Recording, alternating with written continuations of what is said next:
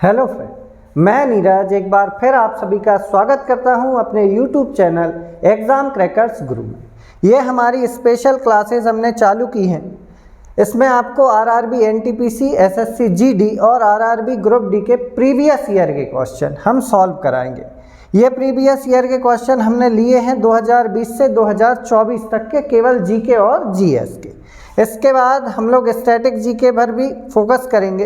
तो हमारा पहला क्वेश्चन ये रहा आपके सामने, भारतीय नागरिकों के मौलिक कर्तव्य हैं। ऑप्शन नंबर ए है 11, ऑप्शन नंबर बी है 15, ऑप्शन नंबर सी है 20 और ऑप्शन नंबर डी है असंख्य। तो आप लोगों को पता होगा कि हमें मौलिक कर्तव्य पहले 10 मौलिक कर्तव्य प्राप्त थे, लेकिन वर्तमान में हमें 11 मौलिक कर्तव्य प्राप्त हैं। तो मौलिक कर्तव्यों को स्वर्ण सह समिति की सिफारिश पर वर्ष 1976 के में 42वें संविधान संशोधन द्वारा शामिल किया गया था। भारतीय संविधान में एक नए भाग 4 को जोड़ा गया था। अनुच्छेद 51 का के भाग 4 का में मौलिक कर्तव्यों का उल्लेख है। 86वें संविधान संशोधन 10 मौलिक कर्तव्यों को रखा गया था। 2002 में 86वें संविधान संशोधन से एक और मौलिक कर्तव्य जोड़ा गया है। तो इस प्रकार वर्तमान में हमारे पास 11 मौलिक कर्तव्य प्राप्त हैं। दूसरे नंबर का क्वेश्चन है, एक राज्य के मुख्यमंत्री की नियुक्ति कौन करता है? तो निर्वाचित विधानसभा के सदस्य, दूसरा है दल का अध्यक्ष, तीसरा है राज्यपाल और चौथा है भारत के राष्ट्रपति। तो इसका सही उत्तर होगा इसका सही उत्तर होगा, गलत हो गया है, सॉरी, इसका सही उत्तर होगा राज्यपाल। हमारे मुख्यमंत्री की नियुक्ति कौन करता है? हमारा राज्यपाल नियुक्ति करता है। अनुच्छेद 164 में प्रावधान है कि मुख्यमंत्री की नियुक्ति हमारा राज्यपाल करेगा। राज्यपाल क्या होता है आपको पता होगा, हमारे देश में जिसका शासन चलता है उसे हम राष्ट्रपति कहते हैं, और जो राज्य पर विशेष फोकस करके जो राज्य चलाता है उसको हम राज्यपाल कहते हैं। ठीक है ना। अगला प्रश्न है हमारा, संयुक्त राष्ट्र विश्व पर्यटन संगठन द्वारा किस राज्य के पोचामपल्ली गांव को सर्वश्रेष्ठ पर्यटन गांव के रूप में चुना गया है? तो ऑप्शन नंबर ए है बिहार, ऑप्शन नंबर बी है असम, ऑप्शन नंबर सी है तेलंगाना और ऑप्शन नंबर डी है केरल। तो इसका सही उत्तर होगा तेलंगाना। तेलंगाना के पोचामपल्ली गांव को संयुक्त राष्ट्र संगठन WTO के द्वारा सर्वश्रेष्ठ पर्यटन गांवों में एक के रूप में चुना गया है। तो हम बात कर रहे हैं UNWTO, तो इसका फुल फॉर्म है United Nations World Tourism Organization. इसकी स्थापना हुई थी 1975 में। यह पुरस्कार दिसंबर 2021 में मैड्रिड स्पेन में महासभा के 24वें सत्र के, तो आपसे ये भी पूछा जा सकता है कि ये पोचमपल्ली गांव को सर्वश्रेष्ठ पर्यटन गांव किस सत्र में दिया गया है? तो 24वें सत्र में दिया गया था। ठीक है ना। अगला प्रश्न है हमारा, विश्व स्वास्थ्य दिवस कब मनाया जाता है? तो ऑप्शन नंबर ए है 12 मार्च, ऑप्शन नंबर बी है 15 मार्च, ऑप्शन नंबर सी है 21 मार्च और ऑप्शन नंबर डी है 7 अप्रैल। तो इसका सही उत्तर होगा 7 अप्रैल। विश्व स्वास्थ्य दिवस कब मनाया जाता है? 7 अप्रैल। तो इसको मैंने याद किया था कि आप और हम सब मिलकर साथ साथ स्वस्थ रहें, तो आप ऐसे याद कर सकते हैं 7 अप्रैल। 7 मतलब 7 से हम स्वस्थ रहें।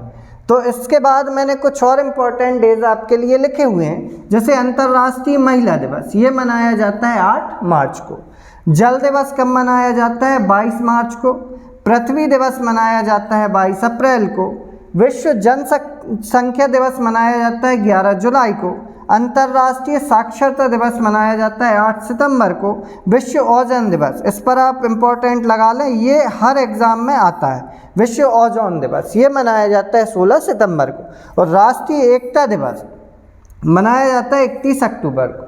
तो इससे आपको याद आना चाहिए राष्ट्रीय एकता दिवस हम किस उपलक्ष्य में मनाते हैं? तो हमारे वल्लभ भाई पटेल थे, सरदार वल्लभ भाई पटेल, इनकी स्मृति में हम राष्ट्रीय एकता दिवस मनाते हैं।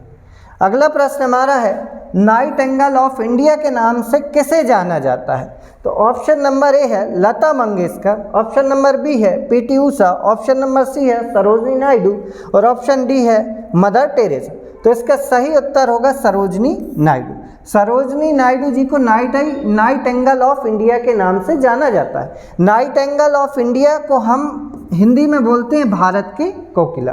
तो आप याद रखें, सरोजिनी नायडू भारतीय राष्ट्रीय कांग्रेस की अध्यक्ष, बनने वाली और भारतीय राज्य गवर्नर, गवर्नर मतलब राज्यपाल बनने वाली पहली भारतीय महिला थी सरोजनी नायडू। अब आप इन नाम से परिचित होंगे, जैसे लता मंगेशकर, इन्हें स्वर कोकिला के नाम से जाना जाता है। मैं इधर लिख ले रहा हूँ स्वर कोकिला, लता मंगेशकर जी को हम स्वर कोकिला के नाम से जानते हैं। पीटी ऊषा को उड़न परी के नाम से जानते हैं, ठीक है ना, उड़न परी क्यों? क्योंकि ये एक धावक थी, ठीक है ना।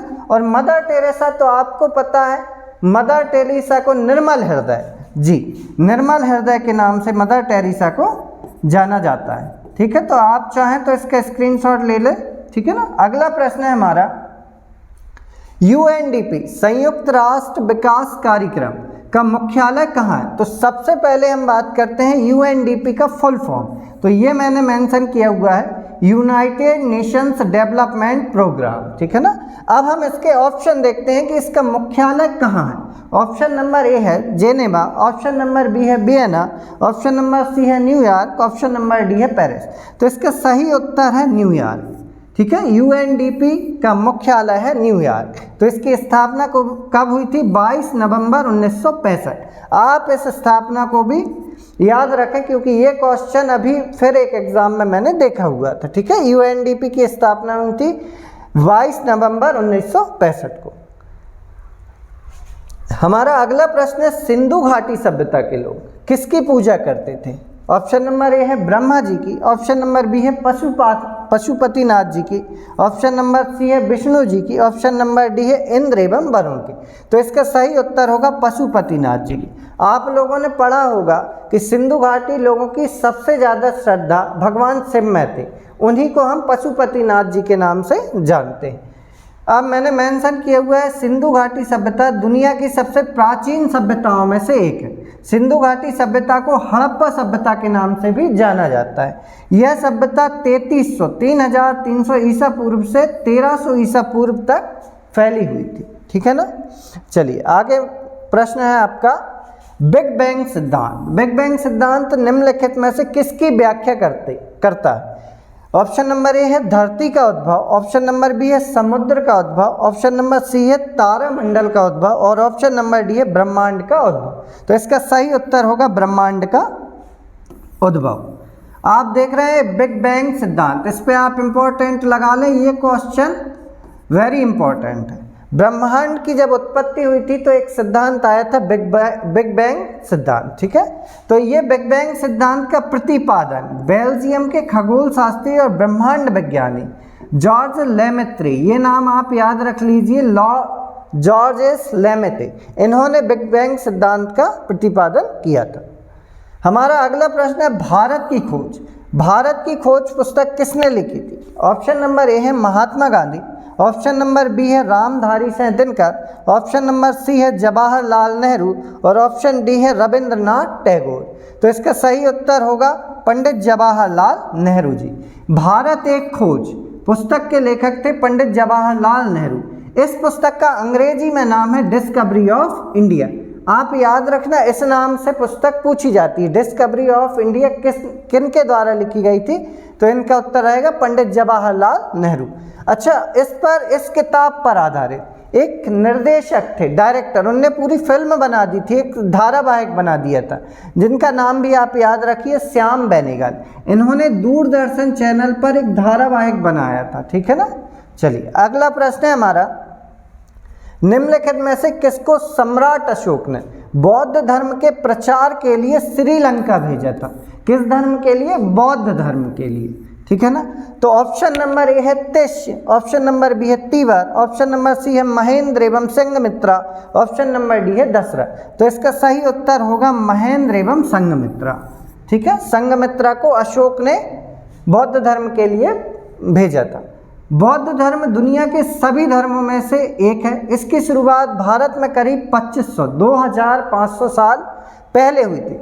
बौद्ध धर्म की स्थापना किसने की थी? गौतम बुद्ध ने, जिनके बचपन का नाम मैंने इधर लिखा हुआ है। गौतम बुद्ध के बचपन का नाम था सिद्धार्थ, तो मैंने लिखा हुआ है सिद्धार्थ गौतम, ठीक है, जिन्हें बुद्ध के नाम से भी जाना जाता है।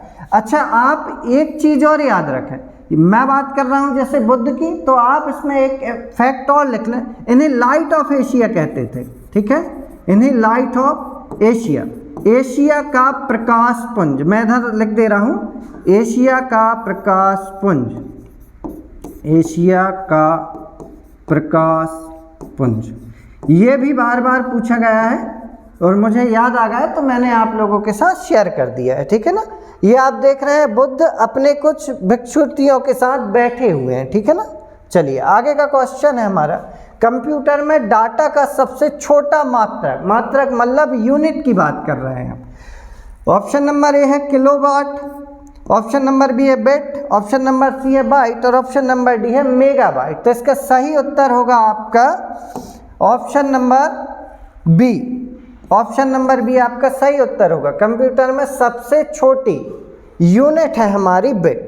कंप्यूटर में डेटा की सबसे छोटी इकाई होती है बिट। बिट को कहा जाता है बाइनरी डिजिट, और आपको पता होगा बाइनरी डिजिट हमेशा 2 अंक से मिलके बनता है, एक 0 और दूसरा 1।